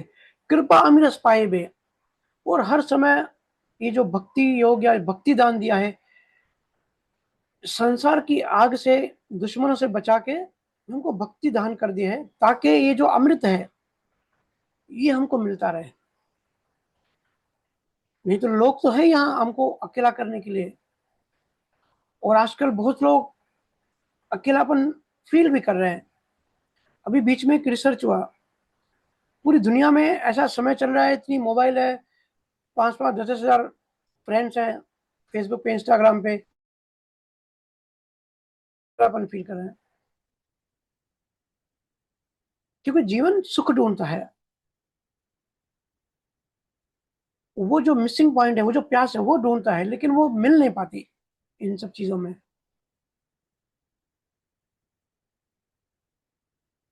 इसलिए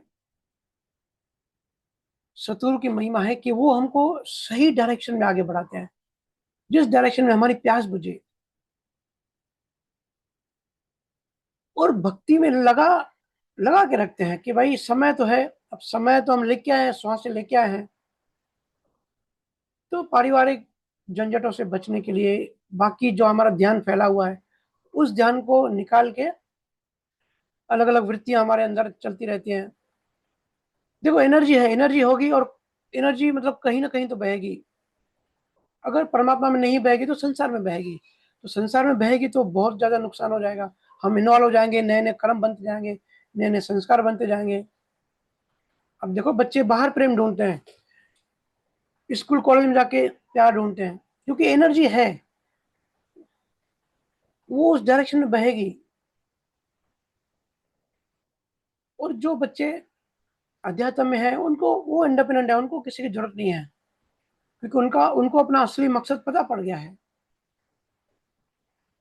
इसलिए कहते हैं विश्व की गागर फोड़ डारी, कृपा अमीरस पाया बे। ऐसी कृपा हो गई कि हर समय भक्ति मार्ग में अमृत हमको मिलते ही रहता है।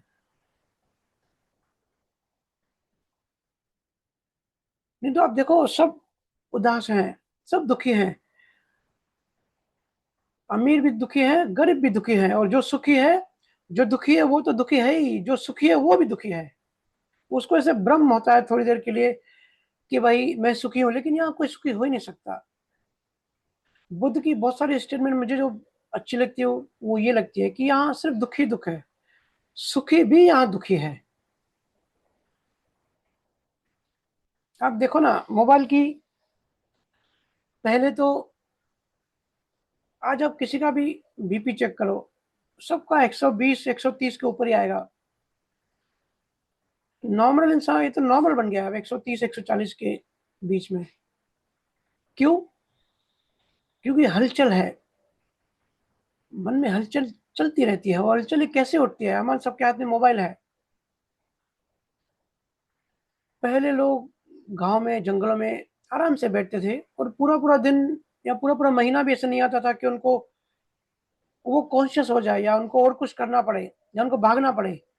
1 महीने 2 महीने में एक बार शेर चीता कोई जानवर आ जाता था तो वो अलर्ट हो जाते थे। लेकिन अभी हमारे हाथ में मोबाइल है, हर समय नोटिफिकेशन आ रहा है। हमने कोई पोस्ट डाली इंस्टाग्राम पे, तो बार बार हर एक घंटे में देखते हैं कि कितने लाइक्स आए। अगर किसी ने लाइक नहीं किया, कम लाइक्स आए, तो टेंशन में आ जाते हैं, अरे इसमें हमने कोई गलती तो नहीं कर दी। तो ब्रेन में कोर्टिसोल, जो एंजाइटी का जो हार्मोन है, केमिकल है, वो रिलीज होता है। तो स्ट्रेस बढ़ रहा है, टेंशन बढ़ रहा है, अननेसेसरी। उस लड़के ने उस लड़की ने मेरा लाइक नहीं किया, क्यों? मेरे से नाराज तो नहीं है? ये फोकट का प्रेशर हमारे ऊपर बढ़ते जा रहा है आज के समय। इन झंझटों से मुक्त होना है, यही तो दुख है। इन सब चीजों को समझते जाना है। आसक्ति नहीं होनी चाहिए किसी भी चीज में। मैं कहता हूँ ना, जिसको आसक्ति नहीं होगी उसको वो मस्त होगा, उसको कोई चीज याद भी नहीं रहेगी। मैं अक्सर, अब बताना ठीक है, बता ही देता हूँ। अक्सर मैं एयरपोर्ट पे जाता हूँ ना, तो एक छोटा सा ही जो बैकपैक होता है वही, मोस्टली वही लेके घूमता हूँ। क्योंकि वो हाथ में रखता हूँ तो वो याद होता है, और कहीं भूल नहीं जाता हूँ। लेकिन जो बैग चेक इन में देते हैं ना, जो फ्लाइट से उतर के बाद में बेल्ट से आता है, अक्सर मैं भूल जाता हूँ कि मेरा बैग कौन सा है, मेरा बैग का कलर कौन सा था। एक दो बार तो भूल के भी आया हूँ, महक ने चिल्लाया भी है। और आजकल अगर ऐसी कोई चिकन बैग होती है तो फोटो निकाल के जाता हूँ। क्योंकि कौन याद रखे इतना, कौन अंदर घुसा ये सब चीजें? बैग के अंदर क्या है, बैग में बैग का कलर क्या है? मुझे याद है मैं यूएस जब गया था, एयरपोर्ट से उतरा, इमिग्रेशन वगैरह हो गया, जब बाहर आया तो सबके बैग्स गोल घूम रहे थे। अब मैं बैग भूल गया। एक तो 24 घंटे की लंबी यात्रा, और न्यू बैग। पुरानी बैग तो ठीक है, फिर भी 4 5 बार यूज करो तो याद पड़ जाती है। नई बैग, अब मैं भूल गया मेरा कलर कौन सा था, और फोटो भी नहीं निकाला, बैग कितना बड़ा था। और फर्स्ट टाइम यूएस गया तो थोड़ा तो लगता ही है। और इतनी सारी बैग्स पड़ी थी, अब मेरे पास कोई ऑप्शन नहीं था। अब कैसे पता पड़े कि मेरा बैग कौन सा है? बेल्ट में बैग गोल गोल घूम रहे हैं। तो एक ही ऑप्शन बचता है, हमारे बोर्डिंग पास में नाम लिखा रहता है, और वही नाम हमारी बैग पे भी लिखा रहता है। तो हर एक का बैग उठा उठा के मैं नाम चेक कर रहा था कि मेरा नाम कौन सी बैग पे है। तो वो जो ऑफिसर्स थे, वो सब दूर से देख रहे थे मेरे को कि बंदा कर क्या रहा है, हर किसी की बैग क्यों उठा रहा है। तो वो बाहर आया, एक ऑफिसर आके मेरे ऊपर सर पे खड़ा हो गया कि मैं किसी दूसरे की बैग तो नहीं ले जा रहा हूँ। मेरे खुद को भी हंसी आ रही थी, वो मुझे ऐसी अचरज बड़ी निगाहों से देख रहा था। उसको लगा हमारे अमेरिका में कोई पागल वागल घुस गया है। एक एक का बैग देख के नाम चेक कर रहा था। ये अच्छा हुआ जब तक वो ब्लैंक आंखों से, सरप्राइज आंखों से देख देख के थक गया, और मेरे से पूछने आ रहा था, तब तक मुझे मैच मिल गई। बैग पे नाम लिखा था जो हमारी बोर्डिंग पास में होता है। लेकिन अक्सर ये हमेशा ऐसे होता है, चीज़ें भूलना, क्योंकि जिसकी भी आसक्ति अगर किसी चीज़ में नहीं होगी, इंटरेस्ट नहीं होगा, तो इंसान भूलता जाएगा। आप सब भी कहते हैं ना कि भैया अभी हम चीज़ें भूलते जा रहे हैं। भूलना अच्छा है, कितना बोझ लेके घूमोगे? कोई भी चीज़ हम गहराई से जब याद करते हैं ना, तब हमारे अंदर चित्त में जाके बैठ जाता है। किसी का देखो एक्सीडेंट होता है, तो वो एक्सीडेंट इतना बैड एक्सपीरियंस होता है, उसके चित्त में, उसकी याद में, उसकी कुछ को सदमा लगता है, शॉक लगता है, बहुत डीप जाके बैठ जाता है। फिर कभी भी वो अनजाने में उस रोड पे आएगा, उस रास्ते पे आएगा, उसको याद आ जाएगा कि इस रोड पे मेरा एक्सीडेंट हुआ था या मेरे किसी प्यारे का एक्सीडेंट हुआ था। और वो याद इतनी इमोशनल, इतना बड़ा ट्रिगर कर देती है कि दुखी हो जाते हैं, रोना-धोना हमारा चालू हो जाता है और चाह के भी भूल नहीं सकते। जब साइकोसोमैटिक मैं सेशन लेता हूँ, तो कितने लोग कहते हैं कि भैया ये चीज़ हम भूलना चाहते हैं, भूल नहीं पाते, इसको मिटा दो। तो चीज़ें जितना हम गहराई से याद करते हैं ना, चीज़ों को जितना हम पीछे पड़ते हैं, माया की चीज़ों में, वो हमारे अंदर में जाके बैठ जाते हैं, संस्कार बीज बन के। फिर ऐसा नहीं है कि इस जन्म में चलो हमारी मौत के साथ मिट जाएगा, फिर जब जीवात्मा दूसरा जन्म लेती है, दूसरा शरीर लेती है, वही यादें वो आगे चल के ले जाती हैं। अब सब कहीं न कहीं सबको एक्सपीरियंस होगा, ऐसी-ऐसी जगहों पे जाते हैं, तो ऐसा लगता है ना इस जगह पे मैं पहले कभी आया हूँ, या इस जगह में अच्छी वाइब्रेशन आ रहा है, इस जगह मुझे अच्छा नहीं लग रहा है, मुझे घबराहट हो रही है। मतलब किसी न किसी जन्म में आपको उस जगह पे या उस लोगों से बैड एक्सपीरियंस हुआ था। भले आप कुत्ते थे, बंदर एक पेड़ से गिर गया, फ्रैक्चर हो गया, लेकिन वो शॉक की वजह से मेमोरी चित्त में जाके सेव हो गई। तो याद करना बड़ा आसान है, भूलना आसान नहीं है। मुक्ति चाहिए तो भूलना सीखो, छोड़ना सीखो, मुट्ठी खोल दो। देखो रिश्तेदारी में भी यही सब बातें होती हैं। चीज़ें हम भूल नहीं पाते और पहले कौन झुकेगा, उस पे हमारा जो है कोल्ड वॉर चलता रहता है। तो इसलिए गुरु की महिमा है, गुरु से ये सब हमारा चित्त साफ हो जाता है। गुरु महाराज आगे कहते हैं, गूंगे को मुझ मोख बोलो, नैण अनंत खुल आया बे, पंगे को पंगे को गुरु पावस दिया, हर कर बहुत बनाया बे। कहते हैं मैं गूंगा था, अंधा था और पंगु मतलब लूला भी था, लेकिन गुरु ने शब्द देके ज्ञान प्रकाश से अपने उस सत्ता से मुझे बोलना सिखाया। मैं बोल नहीं पाता था, गुरु ने मुझे बोलना सिखाया। नैन अनंत खुल आया बे, मेरी आंखें खोल दी का मतलब अंदर की आंखें खोली, ज्ञान प्रकाश दिया, भर कर बहुत बढ़ाया बे। गुरु ने ज्ञान के पैर दिए, ज्ञान के हाथ दिए। गुरु ने मुझे ज्ञान पूरा बख्श दिया, पूरा मुझे अनुभव करा दिया। देखिए गुरु की बड़ी बड़ी गहरी ये महिमा है कि जो भी कुछ होता है ना गुरु से होता है। हम सब कहते हैं मस्त बनना चाहते हैं, लेकिन मस्त भी बिना गुरु के नहीं बन सकते, क्योंकि मस्त होने का राज क्या है? मस्त होने का राज ना, लेकिन समर्पण करोगे किसको? जो जितना समर्पण मस्त बन जाता है। अब रहेंगे तेरे भाड़े में, जैसे तू चलाएगा चलेंगे, तेरी रज़ा में राज़ी रहेंगे। जब ये अंदर से बैठ जाता है तो इंसान मस्त हो जाता है, सारी चिंताएँ खत्म हो जाती हैं। मस्ती का राज है स्वीकार करना, स्वीकार करो, समर्पण करो और लव एक्सेप्ट होता है। गुरु महाराज आगे कहते हैं, मेटी ही रेन तिमर सब बाजा, उदय सुर गट किया बे, के सुखराम ब्रह्म का चेहरा, सब अंग शुद्ध कर लिया बे। देखो यहाँ पे गुरु महाराज अपने देहधारी गुरु का नाम ले रहे हैं। उनके गुरु का नाम था बीरमदास। कहते हैं, मेटी ही रेन तिमर सब बांजिया, उदय सुर गट किया बे। सारा अंधेरा जो फैला हुआ था, वो सूर्य उगा के, सूर्य का प्रकाश उगा के गुरु बीरमदास ने मुझे प्रकाश दे दिया, सारा अंधेरा मिटा दिया। कि सुखराम बीरम का चेला, मैं बीरमदास का चेला हूँ। सुखराम जी महाराज कह रहे हैं मैं बीरमदास का चेला हूँ। सब अंग शुद्ध कर लिया, पूरा अंग शुद्ध कर लिया, मेरा मन शुद्ध कर लिया, चित्त शुद्ध कर लिया, मेरा एक एक रोम शुद्ध कर लिया मेरे सतगुरु ने।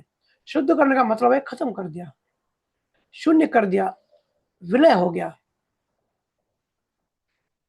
अंधेरे को खत्म कर दिया।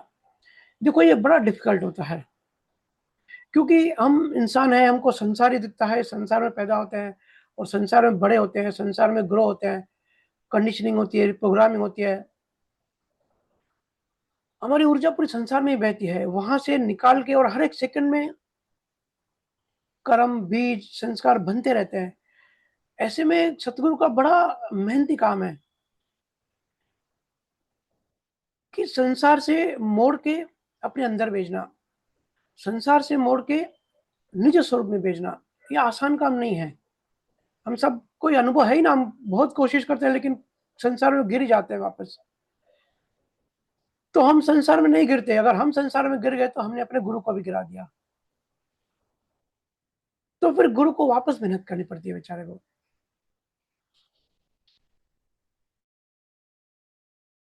इसलिए गुरु की इतनी महिमा है, निस्वार्थ, बदले में कुछ चाहिए पड़ता, हमारे पीछे इतनी मेहनत करता है, हर तरह से ज्ञान देता है। कबीर साहब कहते हैं ना कि बाहर से चोट मारते हैं, ऐसा लगता है कि बाहर से चोट मारते हैं मटके को, लेकिन अंदर से फिर संभालते भी हैं। अंदर से हाथ रख के बाहर से चोट मारते हैं, क्यों करते हैं? ताकि मटके को अच्छा खूबसूरत शेप मिले। ऐसे ही सतगुरु हमारी चेतना को शेप देने के लिए जहाँ जरूरी है चोट देते हैं, जहाँ जरूरी है प्रेम देते हैं, हर चीज हमें वो देते हैं जिस चीज की हमें जरूरत है।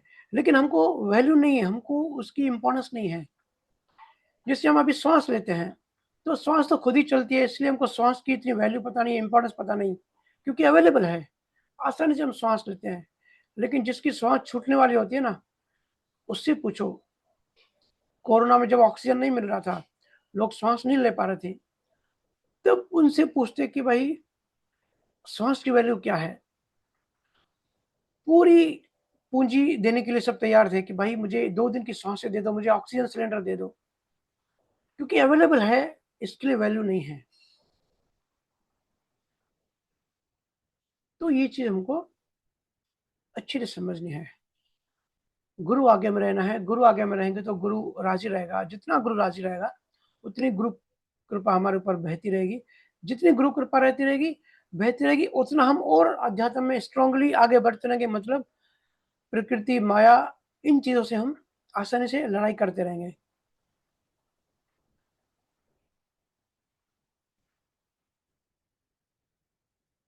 ठीक है, समय हो गया और मुझे लगता है नेट भी स्टेबल नहीं है, तो आगे का सत्संग नेक्स्ट वीक कंटिन्यू करेंगे। लेकिन अभी फोकस सतगुरु पे ही रहेगा। जिसको जो भी क्वेश्चन पूछना हो, हालांकि सतगुरु के बारे में क्या क्वेश्चन करेंगे, क्योंकि बड़ी अलौकिक चीजें हैं, लॉजिक से बाहर की चीजें हैं। लेकिन फिर भी जो भी काउंटर क्वेश्चन हो या जो भी क्वेरीज निकले, प्लीज आप सब मुझे व्हाट्सअप करना या ग्रुप में डालना। जब या सेशन जब होगा क्वेश्चन आंसर का, तब वहां पूछें। मस्त रहें, आनंद में रहें, भक्ति में रहें, हेल्दी रहें, स्वस्थ रहें। संसार में सुख दुख चलता रहेगा, उसकी इतनी चिंता ना करें, इतना सीरियस ना हो, इतना इन्वॉल्व ना हो। हर चीज ड्रामेटिकली लेनी है कि ड्रामा चल रहा है, एक मूवी चल रही है। मूवी सिर्फ पर्दे में नहीं चलती, मूवी जो है वो, ये जो संसार दृश्य हमको देख रहा है, ये भी एक मूवी है। हम सुबह जाते हैं स्कूल, कॉलेज, ऑफिस जाते हैं, वो भी मूवी है। हम स्कूल में मूवी देखने जाते हैं, ऑफिस में हमारे स्टाफ को जब काम देते हैं, वो भी मूवी है। हर चीज मूवी है। तो इसलिए सीरियस नहीं होना है, इन्वॉल्व नहीं होना है, ड्रामा करना है बस। बहुत बहुत धन्यवाद। धन्यवाद भैया। राम राम भैया।